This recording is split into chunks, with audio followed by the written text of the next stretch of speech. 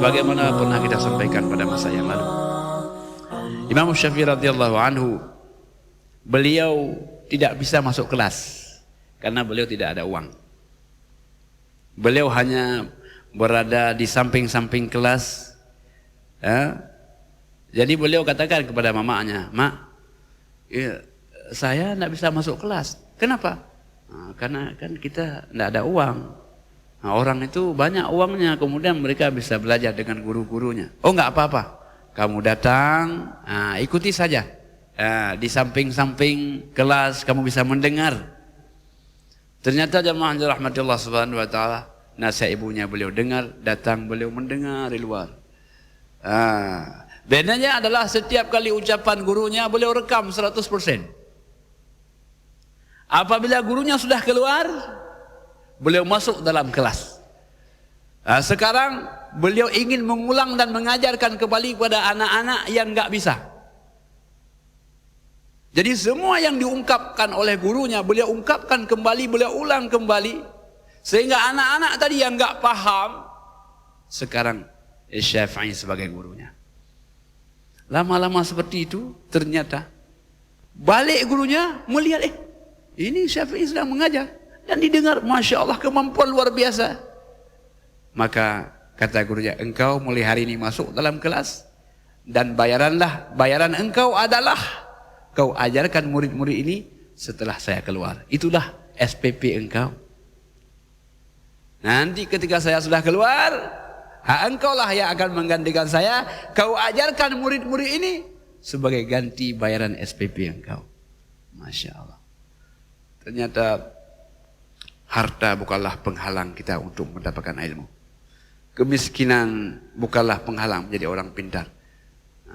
Terbukti bahwa Imam Syafi'i radhiyallahu anhu sebagai orang yang miskin hartanya tetapi kaya ilmunya. Miskin hartanya tapi luas wawasannya dan kemampuannya. Jadi ternyata memang kesungguhan itu akan membuka jalan. Idza sadaqal azmu wadhahas sabilu. Kalau tekad sudah kuat, kesungguhan sudah betul-betul, maka jalan akan terbuka. Jadi jalan ini terbuka kalau sudah ada kemauan. Kalau sudah ada kemauan, ada saja jalan yang Allah bukakan kepada kita yang kita tidak pernah menduga. Jadi oleh karena itu jemaah yang dirahmati Allah, betapa penting kemauan ini dalam belajar, insyaallah, dan belajar tidak pernah mengenal usia. Dulu jemaah yang dirahmati Allah, saya baca pada sebuah majalah. Jadi orang mengatakan kalau sudah tua kita susah hafalan.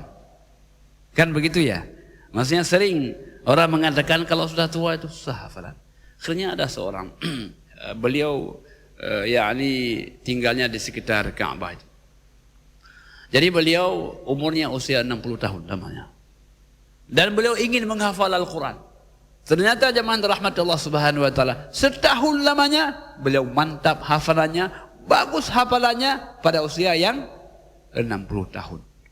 Ternyata jemaah rahmat Allah, bukan masalah tua muda, tapi kesungguhan ini melampaui kecerdasan. Cerdas memang butuh, tapi kesungguhan melampaui kecerdasan, karena Allah akan bantu orang yang bersungguh-sungguh dalam segala hal.